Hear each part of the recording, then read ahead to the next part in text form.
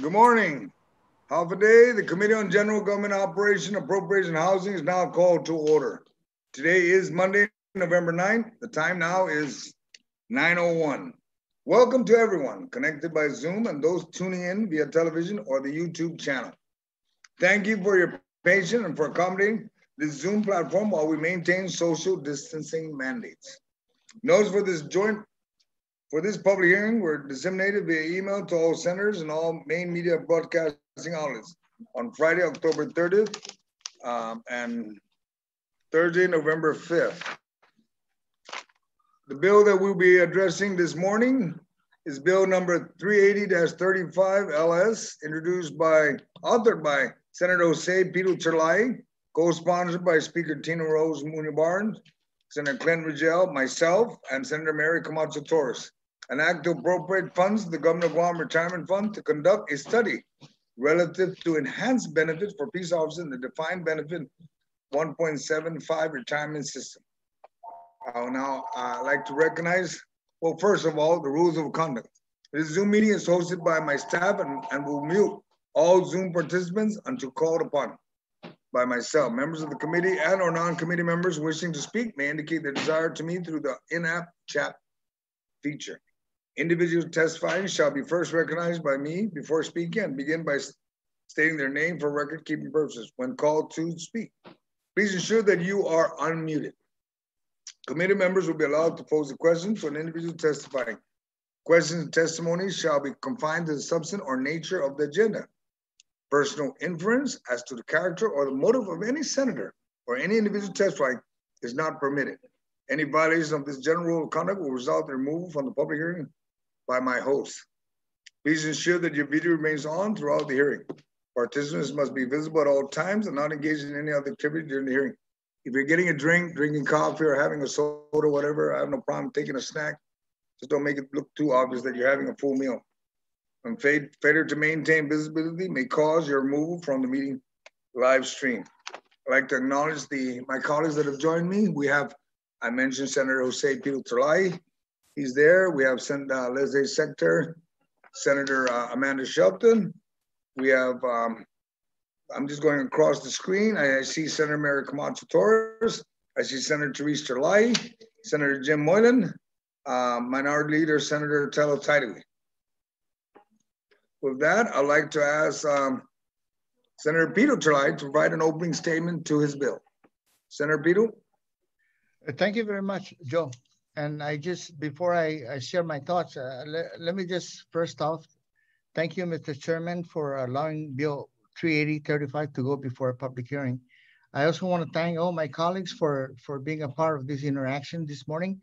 And let me just say that the public hearing is centered on appropriating $75,000 for Governor of Guam Retirement Fund to pursue the study of an early retirement program for all law enforcement officers and all other employees that are required to be under the post-certified.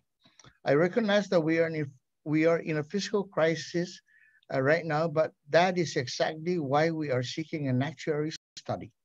We seek a public safety retirement plan that is cost neutral to the government, and we need an actuary study to determine what kind of employee contribution will allow our public safety officers to retire with dignity like their stateside counterparts.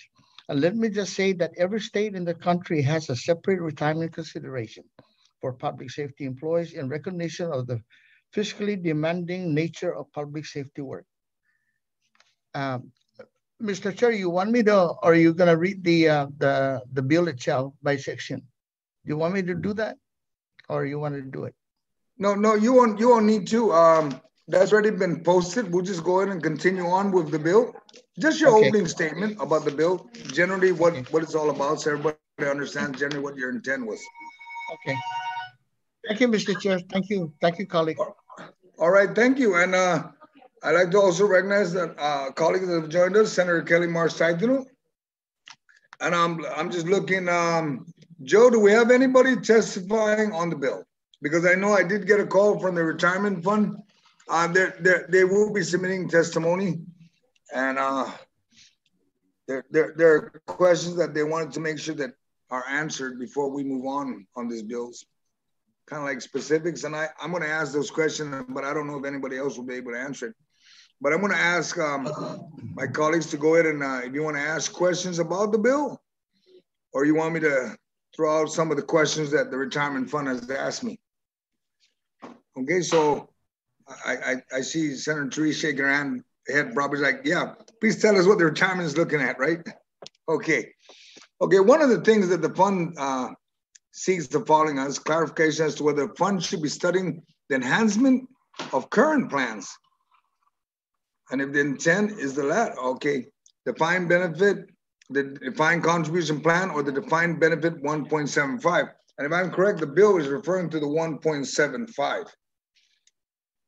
So, and then they ask is that if the intent is the latter, what type of specific retirement plan is the legislature contemplating providing for the peace officers? I think that's something that we can discuss here.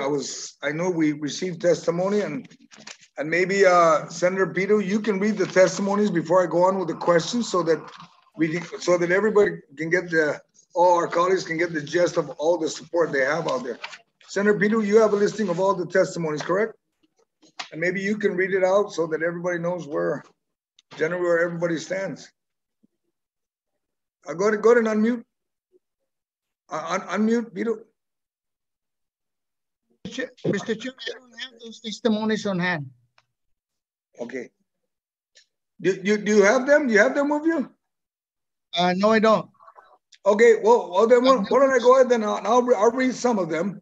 I received them. I'm going to ask my colleagues. Have you all received a copy of the testimonies? Please shake your hand. No. Okay. Let me get my staff. Send all the standby.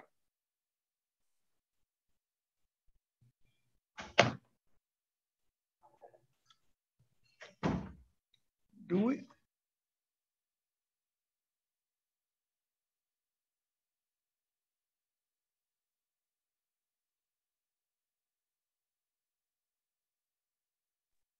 Okay, well, I'm going to read a few of them so that everybody gets the gist of it. I just received several testimonies here. If you want me to read it down. If you can, please. If you can, please, Senator Pito. Okay. Most of these testimonies are coming out from the fire personnel. Let me just say, dear Senator, we, the unassigned firefighters of PD Fire Station, submit this letter to express our support of Bill number 380-35 to request the Guam Retirement Fund to conduct an actuary study on a retirement plan for uniformed public safety officers within the government of Guam that is fair and in line with our counterparts in the United States and with our military basic rights here on our island. This plan should include the mandatory retirement age to protect the employees as well as the government. It will also result in a financial savings to the government by not having to pay a government employee a high hourly rate due to the tenure. It is something that is direly needed, and we fully support it. I got several signatures here on this particular testimony. We have A.R. Kinata, L.G. Polino, J.T. Rivera, M.R. Santos, B.K. Arceo from the B platoon, and A platoon we have J.J. Cruz, P.C. Carbolito, P.B. Faris, J.S. Bass. Now, I'm going to go read another testimony here. To whom it may concern, this is to inform you that I am in support of Bill 380-35. I have worked as a firefighter employed by the government of Guam for the last 25 years. I must say most were enjoyable years, but the wear and tear on the body has taken its toll because of the stress on the job, both mentally and physically. A few people are in line to work shall be in a separate category. I have been injured multiple times with no complaints. Showing up to work injured because of the shortage of manpower and still getting the job done. 3 years ago, I was diagnosed with colon cancer, and as of today, I am still in remission. I choose this profession and I would like to do it over and over again. That being said, we have contributed 1/3 more to the retirement than an 80-hour employee. That alone should count for something. I was thinking, if my mother or daughter was a firefighter, would I want to work until age 62? Knowing what I know and what I have been through, I think not. So I'm asking myself and future firefighters to make this right. Thank you for your support. That is one of the written testimony that I received. I do have another one here. I have several. Honorable Senators, half a day. Thank you both for your service in this wonderful island and her people. I am John Anthony Blas Muna, and I am a firefighter, 2 EMT with the Guam Fire Department for 15 years of service. I am 40. Again, thank you more specifically for taking on the task to try and help us in public safety get a more ideal retirement age. Hopefully, the two of you have received countless support from my brothers and sisters in public safety. In my humble opinion, it is not ideal to have 60 years old out there doing the job that we do. We could go in circles and circles arguing or debating that 60 years olds can do this and are capable of this and such. My most humble reply would be to invite you and your colleagues out for a shift or two as an honored guest and ride along. My only proposal is to consider offering retirement to public safety personnel at an early age. If a committee is found to decide and corroborate regarding any helpful changes, I would gladly volunteer to be a part of it. God bless you both. God bless our island and our people. From John Anthony B. Muna. Another testimony here, written testimony, Mr. Speaker. My name is Andrew Lee, and I am a firefighter with the Guam Fire Department Search and Rescue Bureau. I would like to thank you for creating this platform for our firefighters and public safety personnel in Guam to address this concern. I have been with the fire department for 7 years, and I have seen the rigors and sacrifice this duty requires. It is unfair, extremely unjust to require firefighters and public safety personnel in the field to work and to wait until the age of 60 to retire and to receive their pension, retirement pension. I am in support of this bill and the study in discussion. Thank you for your time and consideration on this matter. And Andrew Lee. This written testimony was coming from Andrew Lee. Let me read another written testimony here.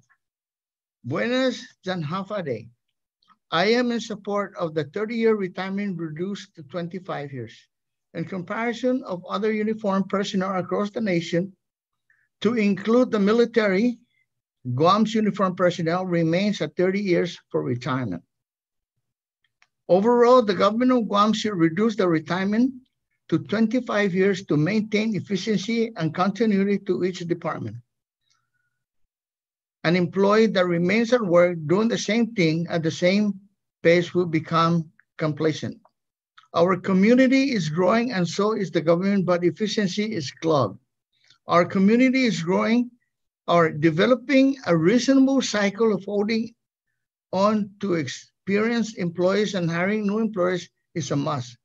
An employee working in any profession for 20 years has reached their peak in experience and remaining years of passing on that knowledge. And having newly hired employees provides the government service with highly motivated employees in retrospect to the military and many other governments across the nation. Okay, I have another written testimony here addressed to Senator Say Peter Terlai, Senator Tina Muna Barnes, Clint Rigel, Joe San Agustin, Mary Torres, from Edward C. Artero II, Battalion Chief, Guam Fire Department, subject Bill number 380-35 LS, Quality Retirement Plan. Half a day, Senators, thank you for opening the door and researching the idea and providing an adjustment to our current retirement plan or the possibility to create a new retirement plan for the Guam Fire Department and all other public safety officers of the government of Guam.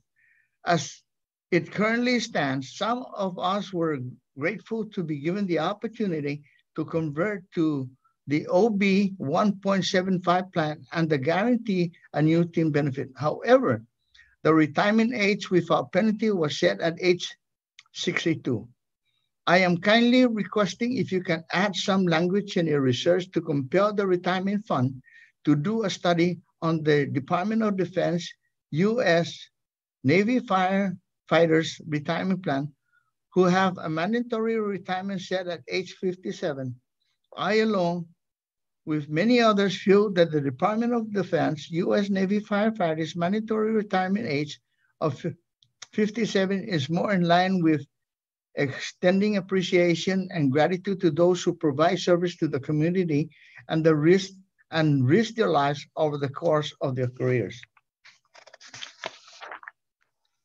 Another testimony that I received from Edward C. Otero II. There is one aspect that seems to be overlooked at that, and that is the age criteria at initial employment. The convent in creating a retirement plan with a mandatory retirement age is you also need to set an age requirement on the front end hiring process. In order for an employee to avail for a guaranteed annuity option, they also need to do their part in contribution. I would suggest or recommend new language via Guam Code Annotated to make a change in the hiring process. Using age 57 as a mandatory retirement age as an example, an employee will need to be hired before their 33rd birthday so they can adequately contribute a minimum of 25 years of service to make the fund healthy and sustainable. An increasing annuity scale can be developed for those employees who are hired between the age of 18 and 31. Should you and your staff require this information or clarification, I can be reached at, I have the email here, and I'll give it to you, Mr. Chair. Another testimony that I received. This written testimony is in reference to Bill 380-35 LS Quality Retirement Plan. I am currently detailed as the acting officer in charge of the Guam Fire Department HAZMAT CSR team, Hagat Fire Station number 5B Platoon, and fully support your inquiry into a quality retirement plan. As mentioned in your press release, our stateside and local federal counterparts have been implementing much more reasonable retirement plan for their service members in regards to age 57 years of service, 20 to 35, and benefit. It didn't mention the percent of the salary. Taking into consideration the rigorous and physical condition of the work that is done, exposure to heat, dangerous and toxic environment, and the mental stress or stresses is what firefighters EMT deal with and see every day: death, insomnia, PTSD, and so forth. Firefighters naturally have seen dramatic rises in numbers of members suffering from cancer-related symptoms, stress, and physical disabilities, which become prevalent at retirement or soon after.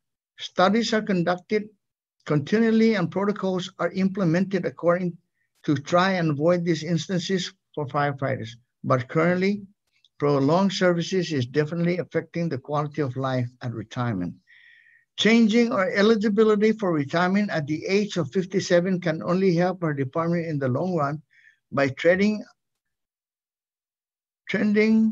our medium age firefighters towards the national average and avoiding the plethora of symptoms. A lot of personal experience due to prolonged exposure to the condition of the job. All too often we hear stories of our retired personnel making it to the finish line of working only to have something unexpected occur, medical and things like that, financial hardship and things like that. That derails the plan of retiring and enjoying the reward of their labor. Retirement for a career of service and protection should be something to look for with pride and not something we should be degrading. I submit this for your information from DP Miles, Agate. Okay, Senator Peter, we have also Mr. Miles is here. Philip Jennis and GFD Flight DP Miles. Maybe you might want to have them testify, maybe, and we have the Umatic Fire Station. Because the testimony we got were all from the fire department, right? Yeah. Okay, so if you like, Senator Peter, we'll have the GFD Mr. Miles come online. Let's get Joe Meskin. Can we get Mr. Miles on live and get Mr. and the Umatic Fire Station link turned on so we can see the folks out there? Because I remember way back, Peter and I were both when we were in the police department, we could switch to the fire, but there's no more switching no more. Everybody, whatever you join, that's where you stay. There you go. Got Mr. Miles there. All right, Mr. Miles, if you can go ahead and unmute, sir, and just identify yourself. And I guess maybe you've heard your testimony being presented, but you may want to present additional testimony. Sir. Good morning, Senators. I'm Fire Lieutenant David Miles from the Agate Fire Station hazmat team. B platoon as stated by Senator Terlahi. Pretty much what Senator wrote there, my written testimony is everything I wanted to say. Fortunately, I am on duty this morning, so it can be called away at any minute. That's why I wasn't able to provide the oral testimony that you wanted. But I think Senator Terlahi covered it pretty thoroughly with what I wrote, and from my colleagues that wrote previous testimonies, it's pretty much what's on my mind and what I wanted to say.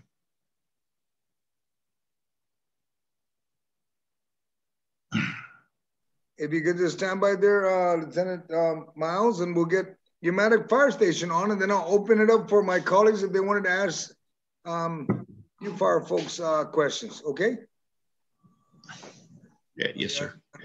Joe, let's get Umatic Fire Station on. We have,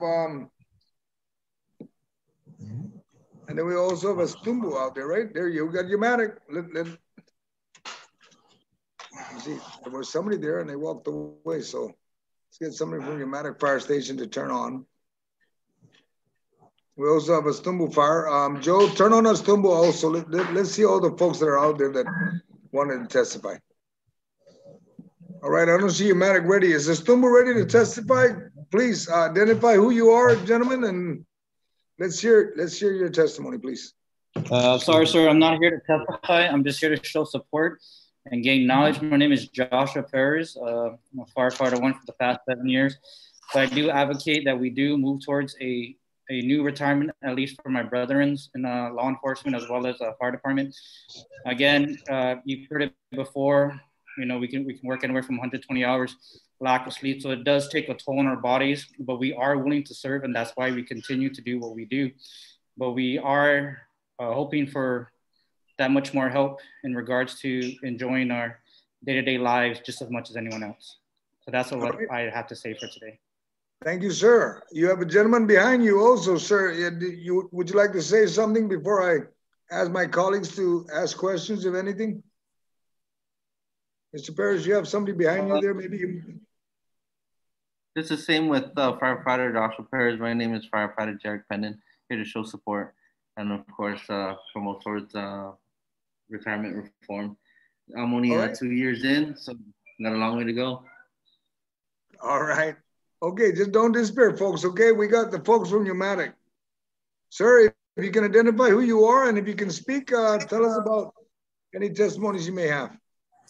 Buenas and half a day, Senator. Buenas. Manana Jesus.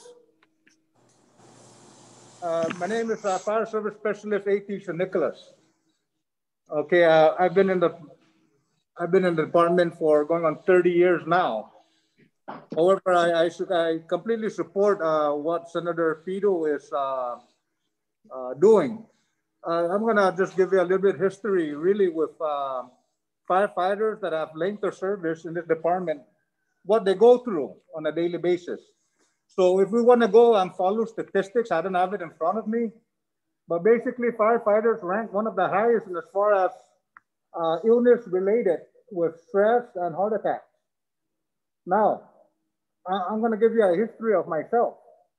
Okay, I've been in the department for so long that in the past number of years, I just came back from Florida, just to give you an idea.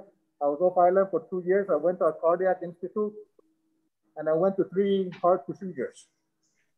Now, I cannot say really if it's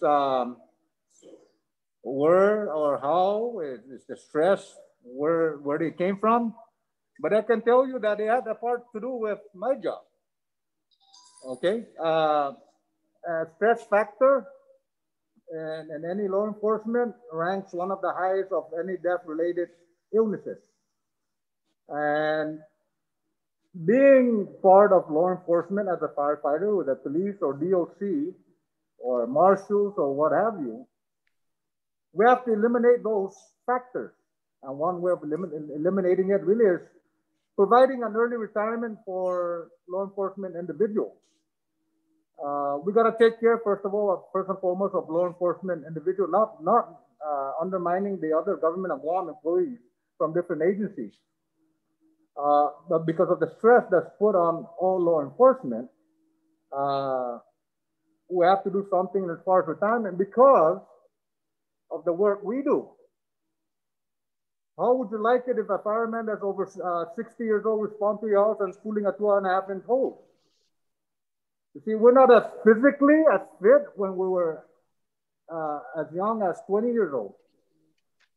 See, I'm getting old. I'm over my 50s, just to let you know. Okay?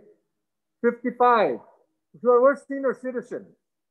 Okay, so we're not 20 years old anymore. And now, yeah, with the physical fitness in place now, I find it that it will be more challenging for people my age to actually overcome and pass those physical fitness requirements. Okay, we've seen people with medical ailments in this department, also besides having heart conditions, diabetes, hypertension, you know, and all other illnesses.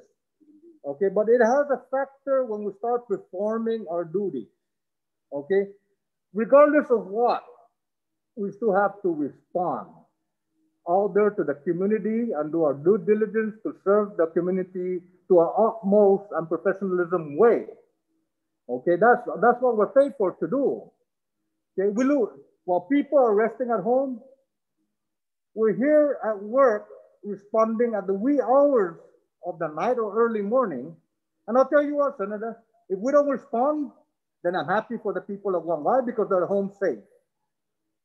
When GPD don't respond, it's because the people of Guam are safe. Okay? When no prisoners escape from DOC, it's because they're doing the job. People at home are safe. You know, and that's what we do. And we cannot keep on compounding stress and illnesses, and then we have to wait to age 62 to retire, or firefighters have to wait to age 62. I mean, we have counterparts in the mainland. I just gave an example of Washington State, that if you're going to retire at 20 years, 25 years, 20 years, you can retire. But the percentage is lower. They're going to give you a 40% retirement pension. If you retire at 25, your percentage goes up. So you have to make a choice, retire early or retire later to gain more percentage. And I think that's what should have been done here in Guam. I think that's what should have been done to begin with. I mean, Senator, we paid government of Guam, spend money having people come in from off island and do studies.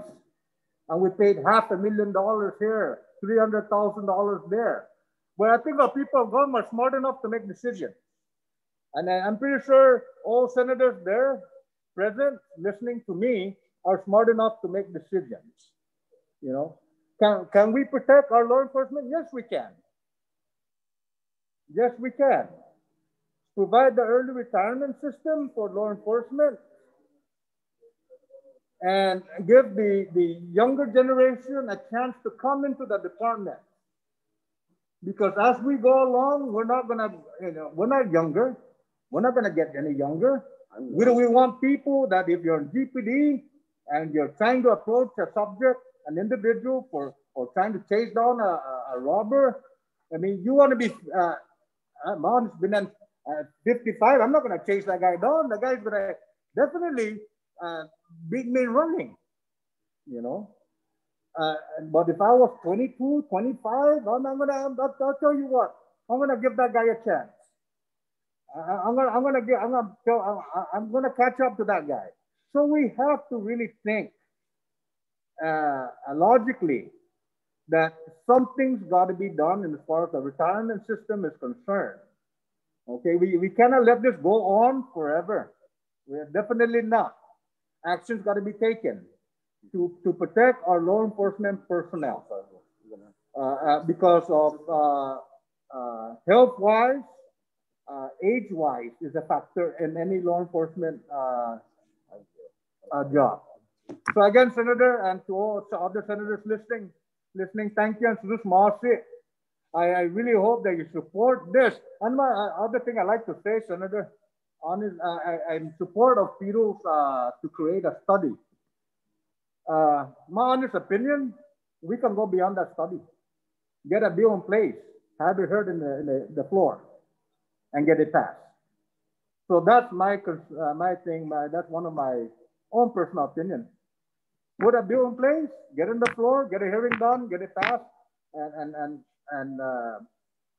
work with the retirement fund board members in regards to that matter. But get a bill in place and get it done as soon as possible for all the firefighters now. Again, and law enforcement, police officers, DOC, likewise. Again, Dr. Nasus Masi, and I thank you for your time. Thank you very much, sir. Yes, and I'm in agreement with that statement that when they do the study, then maybe a bill should be in some way and in some fashion attached to this bill, if anything. But thank you. I'm just looking around if there's anyone else from the fire department. I was hoping to find some police officers here and DOC folks, but it'll apply to everybody across the board when it identifies peace officers. So, Senator Pito, did you want to ask any questions of the 3 fire stations? Mr. Chair, I just wanted to clarify something here because, you know, there's people that are calling me regarding why did you mention, well, how come you didn't mention DOC and the other agencies that do enforcement? And I want to say that, you know, as defined by Chapter 51, Title 17, Guam Code annotated, everybody that is required to be certified under the post is covered on this one. So I just want to make that clear. Thank you, Mr. Chair. Oh yes, thank you, Senator Peter, because it's quite clear for me. I mean, I'm just surprised police officers, DOC, criminal investigators, everyone listening to peace officer will get caught on this. And I'm just surprised they're not on it. The fire department's on it. I mean, they're on the ball. So I think everyone else should get on the ball and get on with it so we can all join hands. Let me just go around real quick. Senator Amanda, do you have any questions you want to pose on the fire department? And then I can go over some of the other issues that the retirement fund had tweaked to me of some of the issues. Thank you, Mr. Chair. I do want to express my appreciation to everyone from the fire department here this morning to show your support for the bill. And I do understand the, you know, the rigorous amount of work that you're all under and the stress that would be necessary for you to have these benefits for your retirement. And so I appreciate all of that, and I am in support of the bill as well. And Mr. Chair, I just a few minutes ago received a testimony to my office from a DOC officer, if I can just read it into the record. Buenas and half day. My name is Christopher J. Donato, 50 years of age. I've been with the Department of Corrections since May 20th, 1991. I have congestive heart failure along with a history of rapid irregular heartbeat. I currently have an implanted cardioverter defibrillator, ICD. My current condition is a result of high stress and long hours worked on odd shifts as diagnosed by my cardiologist at Good Samaritan Hospital in Los Angeles, California. Throughout my 29 plus years, I have seen officers succumb to illness caused by stress and long hours. Officers have retired and have passed on in less than a year of retirement. Law enforcement is a paramilitary employment. Military personnel are able to retire within 20 years of service. I speak on behalf of all the officers of the Department of Corrections with underlying illnesses, as well as those who may experience illnesses throughout their career as law enforcement officers. I am humbly begging you to consider adjusting our retirement from 30 years to 25 years. By allowing officers with 25 years of service will lower salary costs for the government of Guam by ridding the high-paid officers and hiring new officers with much lower pay. For example, salaries of those with 25 years of service equates to 2 newly hired officers. Studies have shown that law enforcement personnel's lifespan are reduced by 10 years. I have seen officers pass away in their late 30s and early 40s because of heart ailments, cancer, diabetes, hypertension, strokes, and other illnesses.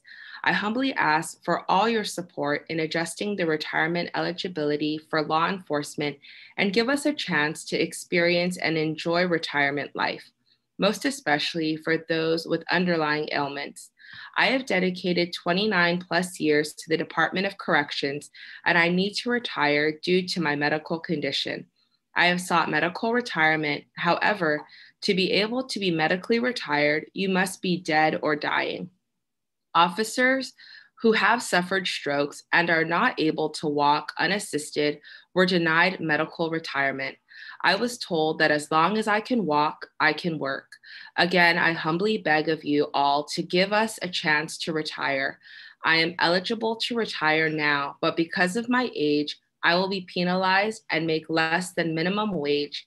Therefore, I have no choice but to wait it out so I can support my family. And this again is from Christopher J. Donato from the Department of Corrections. And I will send it through the email. I'm unable to put it in the chat, but I'll respond to the email with all the testimonies to all senators. Oh, please, thank you. Thank you, Senator Mana. Do you have anything else you wanted to bring up before I move on to the next senator? That's it, Mr. Chair. I'll listen to your remarks regarding retirement concerns.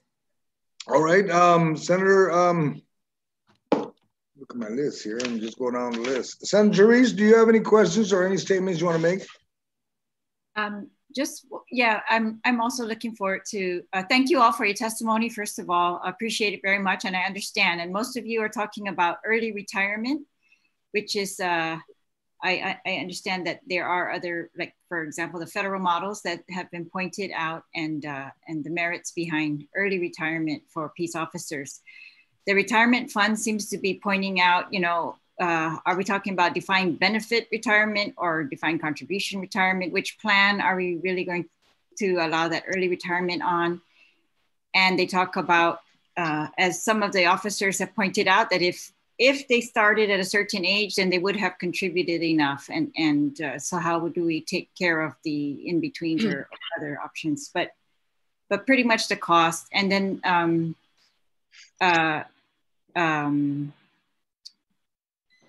so you clarified that this would apply to all peace officers, but there's also a part of the bill that talks about not just the early retirement, study on the early retirement, but study on allowing all employees of the government of Guam to, enter into the 1.75 plan. So that's much bigger than just peace officers.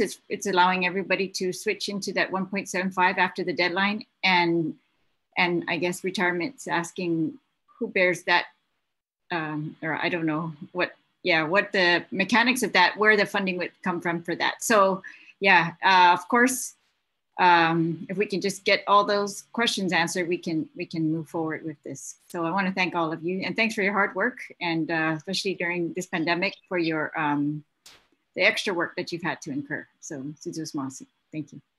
All right, thank you, Senator Ruiz. I'd like to also recognize a colleague that have joined us, Senator Luis Munoz. I just noticed you. I apologize, ma'am. Also, Senator Jim Mullen, do you have anything you wanted to state in support of this bill or against the bill or comments to the bill? Thank you, Mr. Chairman, and thank the testimonies. I'm looking forward to hearing more about the bill. I have no other questions at this time. Thank you, Mr. Chairman. Right. Senator Kelly Marsh, ma'am, title. Senator Marsh. And good morning to everybody. And, you know, I want to join with the others and just thank everybody for the sacrifices that are made on a daily basis for the entire community. And I really do understand the testimony that was provided, that it's, you know, it's a very demanding job and it does take a toll, and that impact is important to consider. And so some of what I was thinking about as I was going through the bill and listening to the testimony is just wanting to make sure, I think the fiscal note is still figuring this out and waiting for more data, but we want to make sure that there's enough to be able to fund the study so that the position is clear, it covers the issues that need to happen to make sure that we do this the right way and to take into all the considerations. So I hope that additional data will come so that we understand how much the cost will be so that we're appropriating correctly. And you know, some of what was going through my mind is the difference between equality and equity. And when we look at the different tolls and the different demands and the different sacrifices, this can be important to consider, and it definitely has some reality. So I guess the other part that I was thinking of is just wanting to figure out how to broaden this, not necessarily in this bill, but to make sure that we are perhaps starting here and then agreeing all together that we will look at other professions, such as the medical community, social workers, and others where maybe it's not as much a physical toll, but you know, a psychological toll. And for me personally, I'm not equipped to weigh out what that means, but I'd like to see that as a body, we understand and agree that we need to broaden this and maybe use this as a stepping off point. And so some of the testimony that stood out to me, and I really appreciate some of what was shared, is, you know, the realities of the difference between somebody such as a young individual that one is trying to catch or contain in some way, and the difference it might make to somebody who's now getting to be 60 or something like that. So I thought that that was a very important point. And I think also the point about the higher salaries being retired and the lower salaries allowing maybe for 2 new recruits, that can balance out. I mean, the costs are going to shift around. They're going to shift around to the retirement. They're going to shift to additional recruitment. So again, as a body, we need to be mindful and make sure that we, you know, as we go forward with this, that we do this right. If we're going to have more recruitment, we need to make sure that we have that in place and that we're appropriating the fund to make sure that that happens. And so, yeah, it's just calling upon us more than anything else to be mindful that we support this, not just in one part and then the other parts are not supported, but that we're supporting this holistically. And so, like I said, I just call upon us to do that. So I guess at the end, I don't have a question, but I do appreciate those that came in to testify. I know it takes time. And right now with the virtual, it takes many layers and processes to get in. So I do appreciate those who took the time and shared many points for us to consider. I think they're very valuable points for us to consider. So yeah, I don't have a question, but if I could possibly ask one at the end in case one crops up. Suzuis Maasi, Mr. Chair. Okay. Senator Luis, do you have anything, Senator Luis, you wanted to bring up before I move on to Senator Torres and Senator Tello-Taiwi? Thank you very much, Mr. Chair. And again, I apologize for my delay because I have some computer issues, but I'm glad I was able to hop on and if anything, at least thank the sponsor of this bill for the opportunity to study. And that's really what this bill is. It's the opportunity to study their conversion of the retirement plan. And I do agree that, you know, peace officers do have a little extra work and many sacrifices that they make, you know, staying away from their family and putting their own health in the back burner so they can take care of other people's health. So I do want to thank them for that. And I know that firsthand that happens, you know, they put their health last. And so this, and I can understand why they have health issues, but hoping too that, you know, if we do come to a conclusion that we can have them convert to a different retirement plan and retire early, that they will put themselves first, because I think that's really a mindset that kind of develops in them throughout their career as a peace officer. And it's really hard for them to kind of resort back to taking care of themselves. So I am in support of the bill. There are some things that like I said, our previous colleagues have mentioned about, you know, reaching out to the retirement and getting a little bit more insight on what their feelings are. But I just want to thank all of our peace officers that are here today that took time out to come and support this bill. Thank you, Mr. Chair. All right, thank you, Senator Luis. Senator Mary, and I'll save the minority leader for last, Senator Tello, so relax, Senator Mary.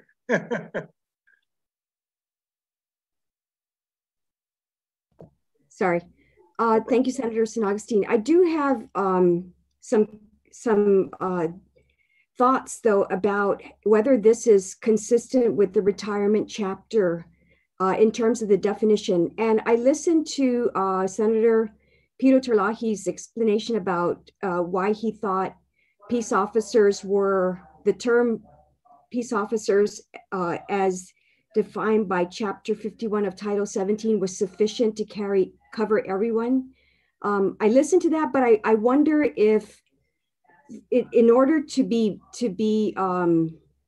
broad and consistent with the retirement fund chapter, if we should instead look at the definition of who is eligible as the uniformed personnel that is defined in another chapter. I'm referring to Title 4, Chapter 8, Article 1, which is Section 8104, and that talks about uniformed personnel and who is covered under uniformed personnel.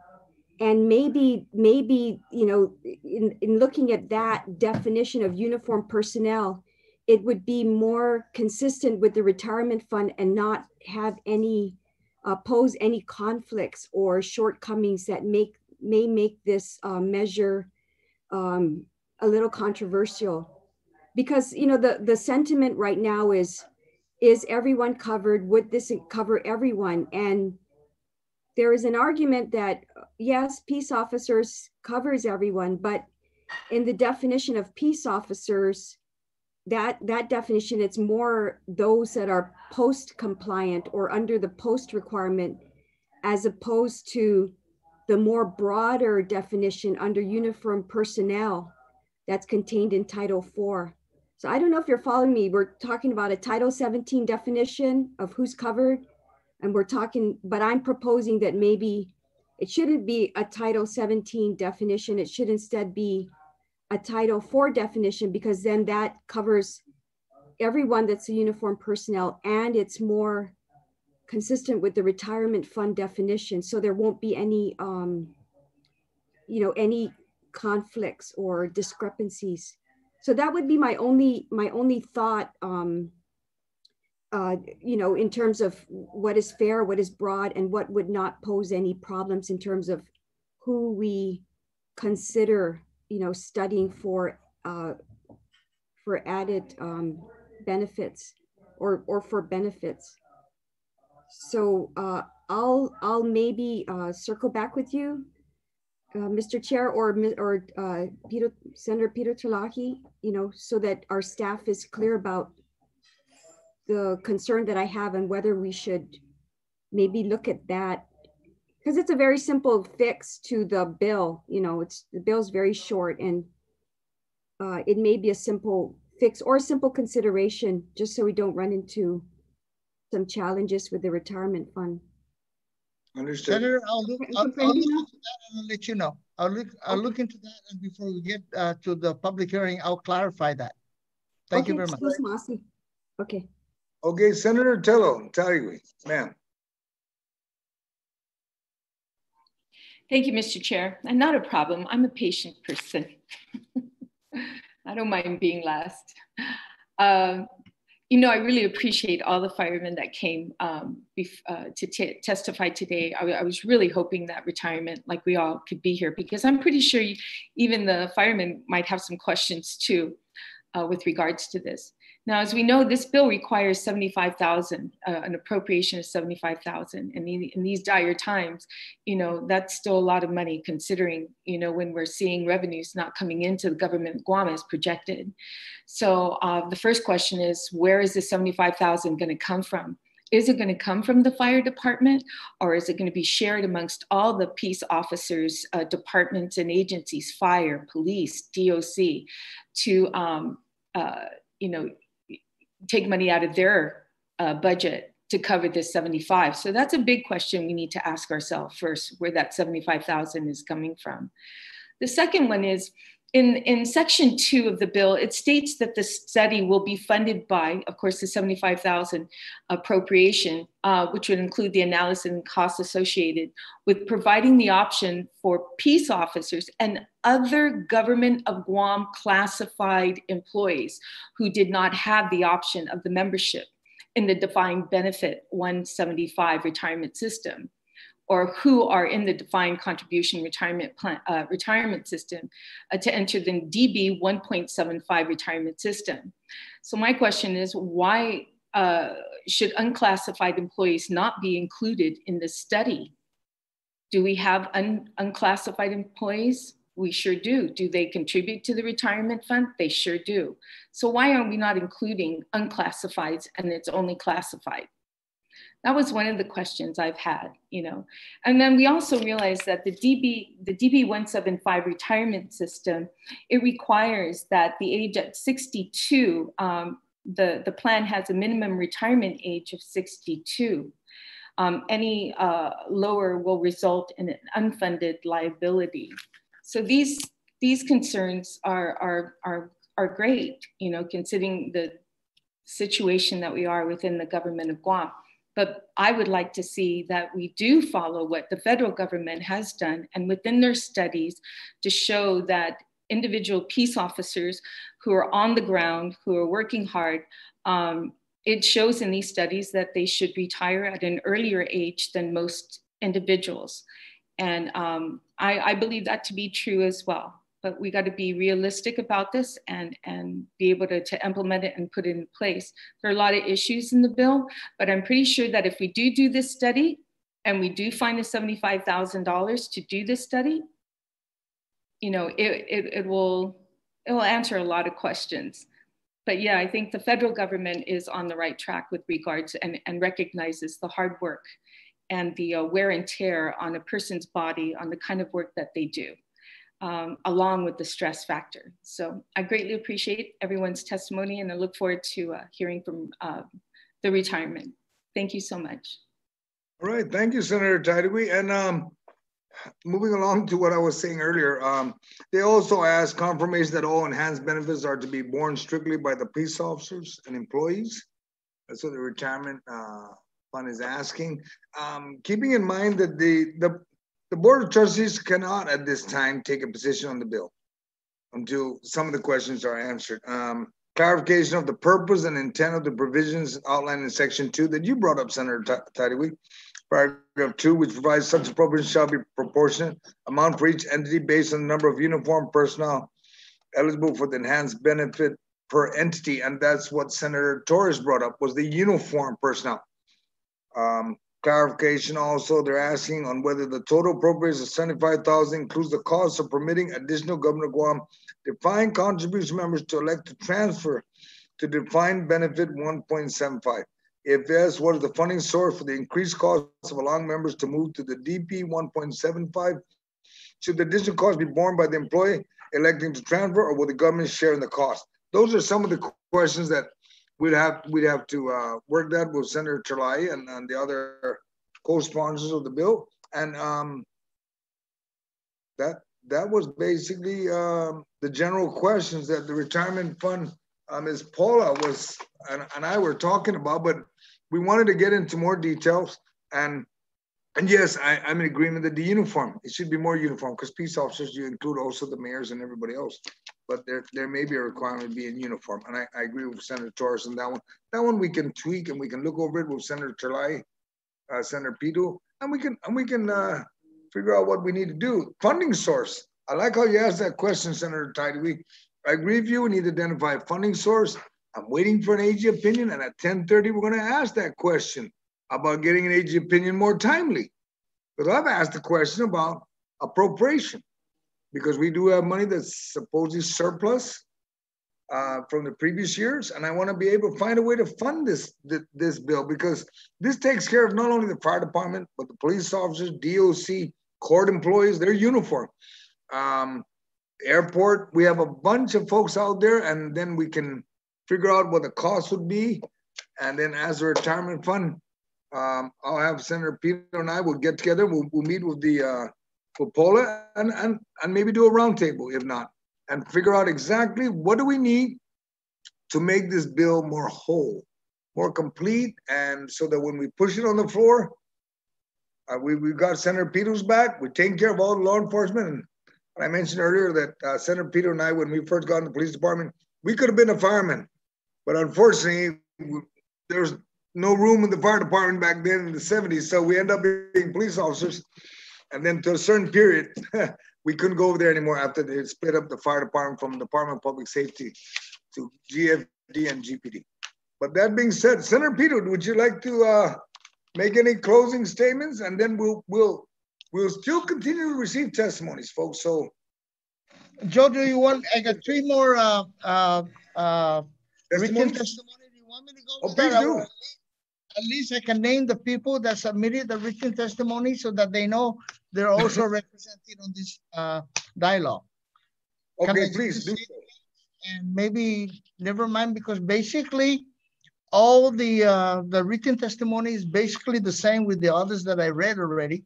So I just wanted to make sure that the people that submitted their testimony are put on record. Do you want me to do that, or just go with the closing remarks? No, if you can at least recognize them. I wanted to make sure, and you're right, Senator Peter, if we can make sure everybody is recognized for their testimony, not necessarily to read it all out, okay, because they're all in Mr. Chair, I want to recognize Platoon A. I think this is from Marizo, submitted by George Rupley, Mark A. Terlahi, Edward M. Duenas, Roger B. de los Reyes, Roy M. T. Candazo, Terrence M. Dago. And Platoon B is Richard S. Agun, Arthur T. San Nicolas, Jeffrey B. Chaco, Dean C. Perez, Nathan S. Torres, and Joshua Manglonia.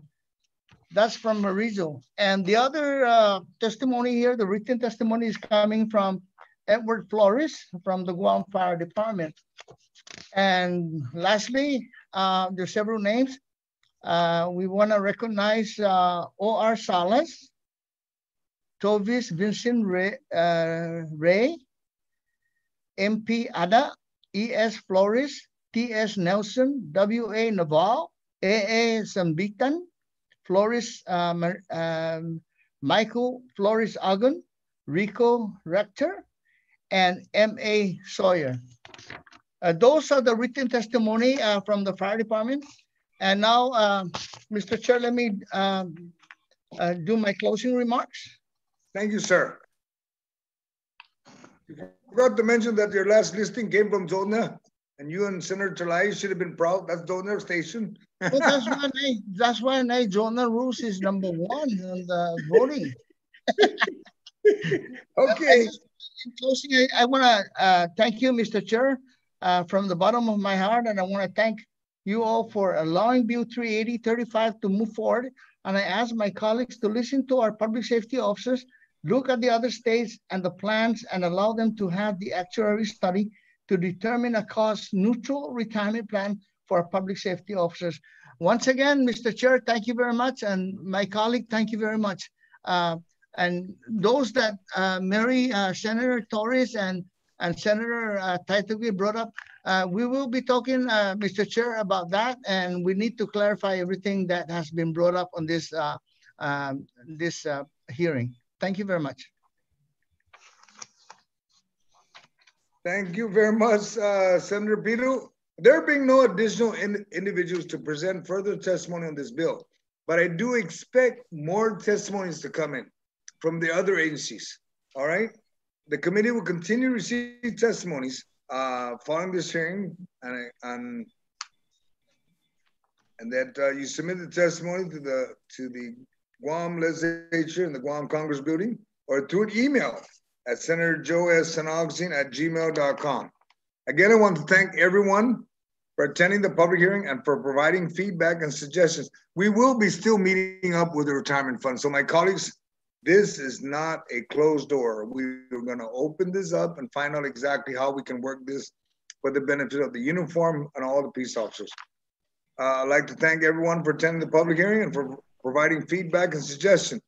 The public hearing is now adjourned. The time now is 10:04. Si Zeus Masi, stay safe, wear your mask, wash your hands, and practice social distancing.